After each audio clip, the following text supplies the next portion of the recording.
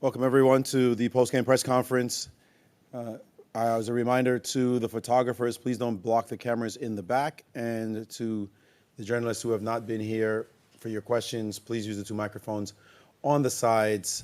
Be careful to always wear your mask at all times and do not touch the microphones. I'll ask a few questions and then I will give it to the floor.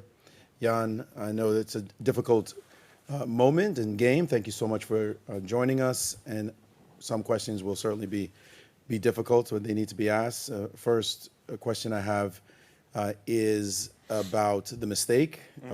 Why did it happen? Well, I don't think those questions are difficult because, basically, in another iteration, it would be a draw like in 15 moves after queen e1, check queen e7. But I would say it was like a change of slightly weird decisions. So starting with king f8, this was like somewhat more artificial than just queen e7. Trading away the queens and basically finishing the game quickly. But that wasn't actually such a big deal. I think it's still very natural position, like it's almost equal. But perhaps after h4, c4, it became slightly unpleasant. So perhaps instead of h4, I could just chase the queen, like with queen d6, intending rook e6. So it would also be closer to equality. And indeed, b5 was just a very bad blunder. But I believe at that moment the position became like slightly unpleasant, but still it was, I believe, closer to a draw. Of course, after b5, it's probably I didn't defend in the best way, but it becomes really unpleasant, and I guess, frankly speaking, it's hard to defend after such a blunder. What did you overlook? Did you see the queen a3 check threat and thought there was something that you had as a counter, or indeed I saw it, but I forgot that in the line king g8, queen a7, b takes e4, actually bishop is hanging. But once again, at this moment, it's especially after d takes c4, it's not as straightforward draw as it used to be.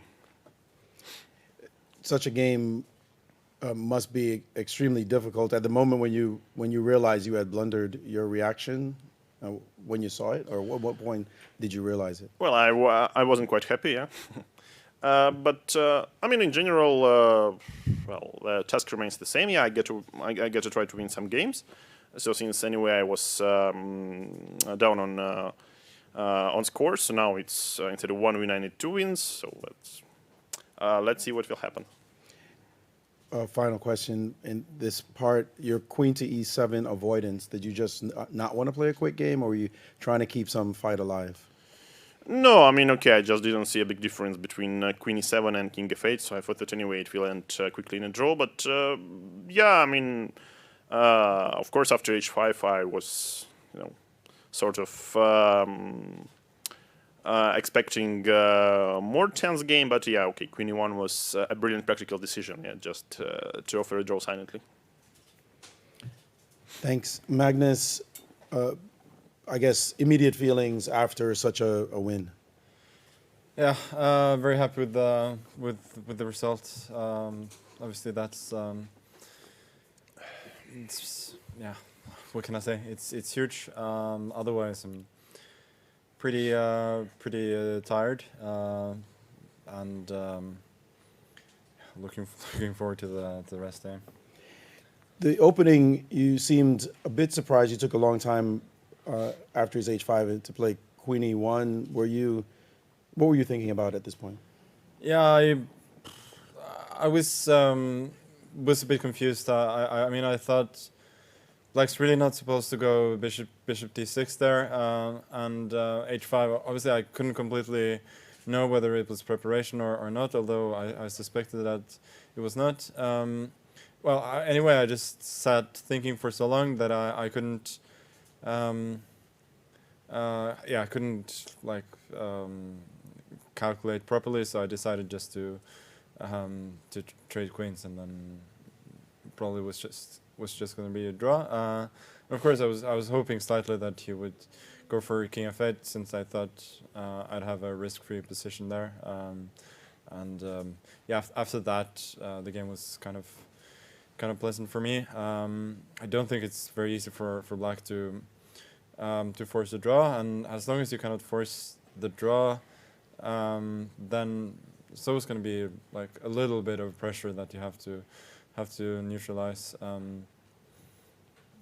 Yeah, then of course, yeah, b5 puzzled me as well because I thought that was a blunder, and yeah, that was. I think, yeah, both of us were pretty tired at that point, but it always helps to have the initiative in that case. Your reaction in full when b5 actually came on the board, you were puzzled. At some point, you must have realized that this was a big mistake. No, I suspected it was a mistake. Like I thought it was just a blunder. But I had plenty of time, so I thought I'll double check, see what he's intending, and turned out it was nothing. At the end, you seemed especially careful to make sure you won the game. The precision at that point was just abundance of caution. Yeah. For instance, I could have traded h4 for b3 earlier, which probably wins pretty easily, but I thought I can always do that later. I have plenty of time.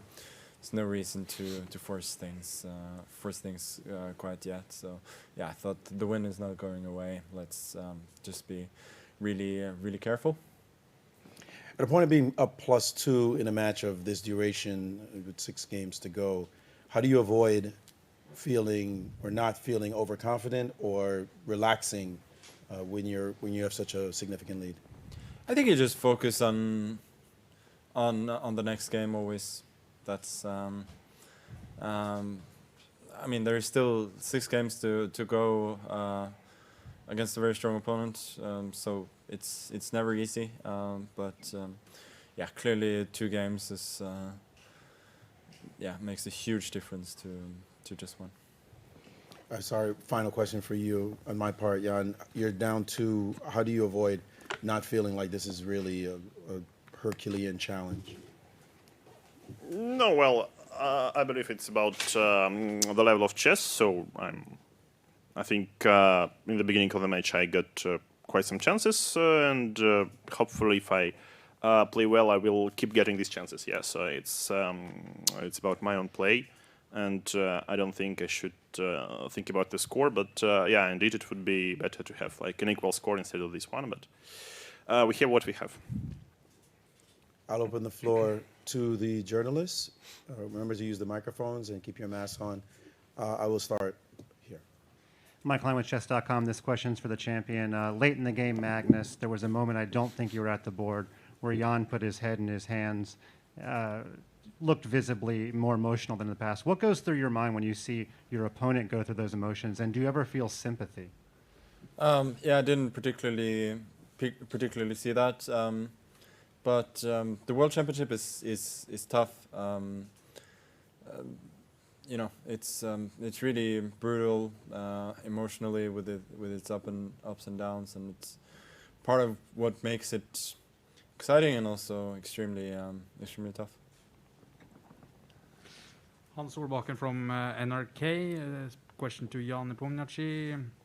How do you rate your performance today? Well, in general, I'd like to apologize for today's performance. Why? It was probably far below than not even, let's say, my normal level, but in general, I think it was below than just at GM level. Were you tired after 3 on the 3rd day of playing? No, I don't think it's about being tired. It's like some weird sequence of choices, but yeah, I mean, I'm just looking forward for the next games. Yeah, Nicholas from Aftenposten in Norway. I have a question for you, Magnus. You spent many games drawing since 2016 in the World Championships. Now you have won 2 games in 3. What has been the key to that change? Yeah, I think to be honest, this this second win probably doesn't happen without the first. So everything is kind of connected. For instance, I think if I'd won the first game against Carano when I had a winning position, or he had won one of the two games where he had a winning position, things could have turned out a lot different. There could have been a lot more decisive games. So it's not a shock that the second one comes quickly after the first. How do you see your chances to win the match now? They're very good. Hi, Saravanan from Chessbase. Question to Magnus. When Jan played h5 on the 9th move, you took a long think, and at that point, commentators and the engines were suggesting either rook e1 or c4, probably active play against a move like h5. Obviously, you must have considered that also. What made you choose queen e1 instead of a move involving c4 rather than queen e1, which might lead to queen e7 and queen exchange and so on? Yeah, I would say my brain was just fried, I felt that a sharp battle was not in my interests. So I was trying to calculate the lines if I'd gone for one of the principled options, but yeah, I couldn't like get any good results from it. So in the end, I decided that yeah, I'll play queen e1, and if he plays queen e7, it's probably going to be probably going to be a draw, and I would be fine with that. Okay, does that mean that queen e1 was a decision over the board? It was not in your files or your preparation? Yeah, I didn't know the move h5. So I mean, if I'd known the move h5, I wouldn't think for 40 minutes and play a move that's so insipid. Thank you. Rune from Chess.24. First a question from Magnus. What move surprised you the most, h5 or b5? I mean, that's a weird question. I guess they were both surprising, but b5, yeah, b5 obviously. You don't expect your opponent to blunder. So. Okay, and Jan, you are earning a lot of new fans online due to the way you handle these press conferences, even after a painful game. How do you manage to stay so cool? No, but I would say it's not the first game I lost in my career, though particularly this one was one of the worst, perhaps. Sadly, I think it's not the last game. So I just think it's a part of the game, and it's a part of learning at some point. So once again, we have what we have. Well, thank you. Sagar Shah from Chessbase India. My question is to Jan. Did Magnus's knight d2 in the opening surprise you? Was bishop d6 preparation? Well, knight d2 is obviously not the main line, I would say, yeah, but it could be quite poisonous, and I think I played this line with white at least once, and of course I studied knight d2, so perhaps bishop d6 is not the most precise move, but in general, I think the position is quite balanced, and black has a lot of different tries. The h5 idea, I think it exists, and at least in the knight c3 line, I believe it's quite smart. So I was considering trying to understand what's the difference, but I thought it would be quite playable. Since black has its own benefits, like queen h4, provoking g3, queen f6, and then h4, or something like this. So I thought it would be just interesting to see what's going on in this position after it becomes slightly unbalanced. And when you played b5 and Magnus gave queen a3 check, you were not on the board for quite some time. You were in the restroom. Did you calculate after queen a7, bishop takes h3? What was going through your mind? Because there still seemed like black could defend better, right? Well, obviously, Black could defend better, but in general, I felt like for quite some time I was regretting of playing b5. Though I think after bishop h3, okay, there is like capturing on f7, some rook e8. I believe some rook e8 check or something. Yes, so No, but rook e8, there's rook g6. sorry. Rook e8, there's rook g6. So No, I mean, then bishop. it's a check. So queen e7. Yeah, I mean, I take with the queen because if I take with the bishop and rook e8, there's rook g6. No, but which moment you mean? Rook e8, king h7. Bishop h7. If rook e8, king h7, bishop f7, there's rook g6. Well, again, like queen e3. Okay, queen e3 check, king g8, queen takes a7. Yeah, queen takes f7, bishop Bishop h3. h3, and if rook e8 check, Rook e8, king h7. takes on f7. Bishop f7, rook g6. Ah, rook g6 here. Yeah, okay, it would be something. But I was kind of not sure about queen takes f7. If Yeah, this you is just- probably what I have to do. yeah, but no, I mean, okay, indeed, I didn't play at my best after the blunder, but it was a little bit hard to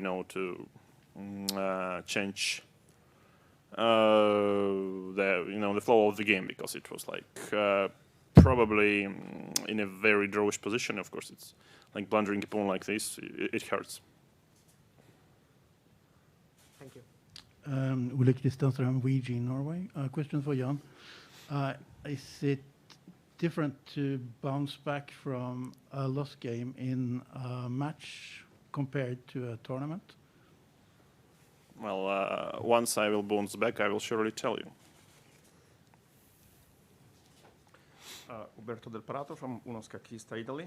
I ask it to both players. Did the change of the schedule 3 games before the rest day affect the quality of the game today? In the previous matches, you have 2 games and then a rest day. Is there any impact? Magnus? No, I think the 8-hour game affected the next games. But I'm in general all for it. That shaking it up a bit and making it more difficult for the players. Yeah. Yeah, I would agree that okay, and 8-hour games is something you don't expect to happen too often. But in general, yeah, I mean, probably three games in a row is slightly more difficult than 2 games in a row. But it all starts, affecting after quite some time. Yes, so I think here in the middle of the match is more or less the same. Thank you. Mike Klein with Chess.com again. My question is for Jan. You've had a couple promising positions as black, and today you declined this tacit draw offer with queen e1. I'm wondering, this idea of trying to win as white and draw as black, is that just an antiquated way of going into a match? Is that not an applicable strategy anymore? Well, I mean, okay, I'm just trying to play in basically every position, but I would say that, king f8 was just very silly and impractical decision, but that's probably because I thought that, it will be a draw anyway. Like, it doesn't matter if I play queen e7 or king f8. So it was surely an inaccuracy, and, few next moves also were really uncalled for. But in general, I think, yeah, it's basically in every position, even if it's drawish, you can try to bring in some tension and see what happens. Magnus, you said by this point in the match, probably both of you are a little tired.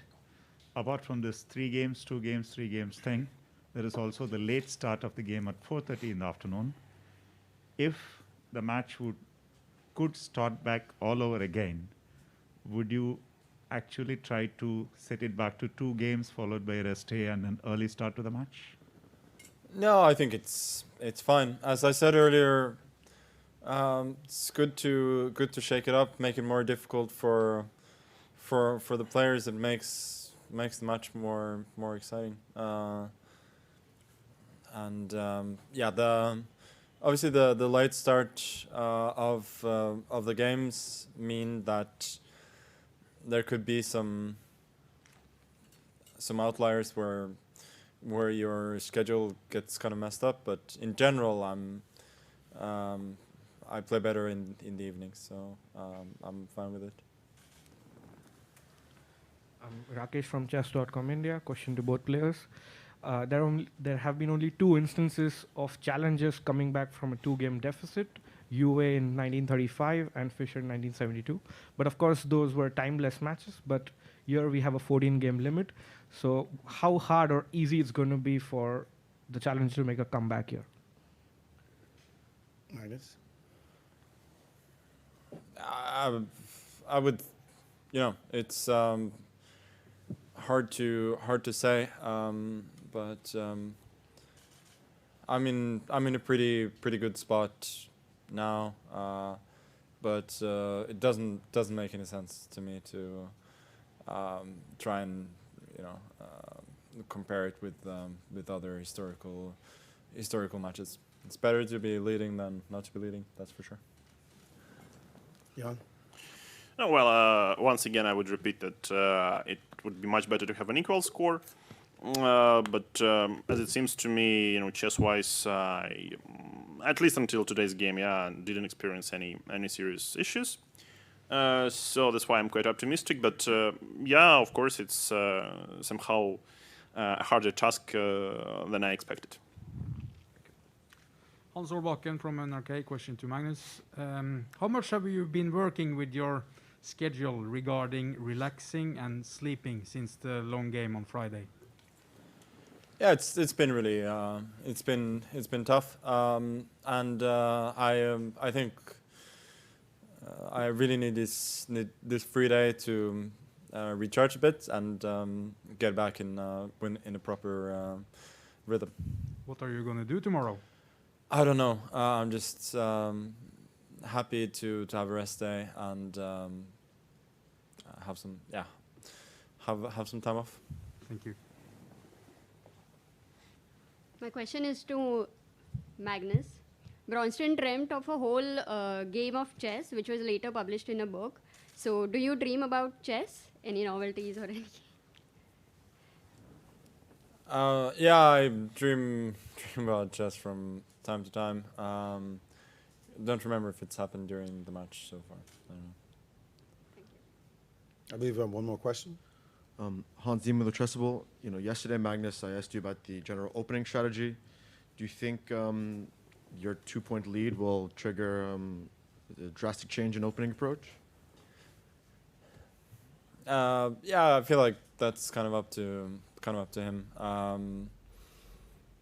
As I said yesterday as well, at some point you kind of have to mix it up. Whether that point has come, I'm not sure. But it's more up to him than to me. So would you say this Queenie 1 decision, would you say that there was some psychological influence of this based on your win in Game 6? Slight, but most of all I was just tired, and I was pretty happy to swap down to a position that I couldn't lose, and I was slightly hoping that he would not follow up h5 with a queen trade, but I didn't expect the game to be very long at that point. And as you said, it's easier to make these kind of decisions with the lead. With an equal score, I probably would have felt obliged to do something different, even if it didn't suit my mood. So, based on that answer, would you say that, from a psychological perspective, you've been making decisions based on that, or, in general, do you think that's something you've been taking into account in this match? I would say a little bit, but not too much. No. Thank you. We don't have a question for Twitter today, so I'll ask this last one then. Jan, before this match, you must have prepared psychologically and game theoried what happens if you're down a couple of games. Not that you wanted it, but it could certainly happen. Any thoughts as you'd like to share as your mindset and your preparation to now handling the situation? No, obviously that wasn't planned. Magnus, I'd ask you, would you relax now? But I guess another question then would be, do you try to shut things down and force him to come after you? We will see, won't we? I mean, the match clock is in my favor. That's for sure. All right. Well, that concludes the press conference for today. Tomorrow there will be no game. It will be a rest day. The next day will begin at 16:30 on Tuesday. Thank you so much, everyone, and have a great night.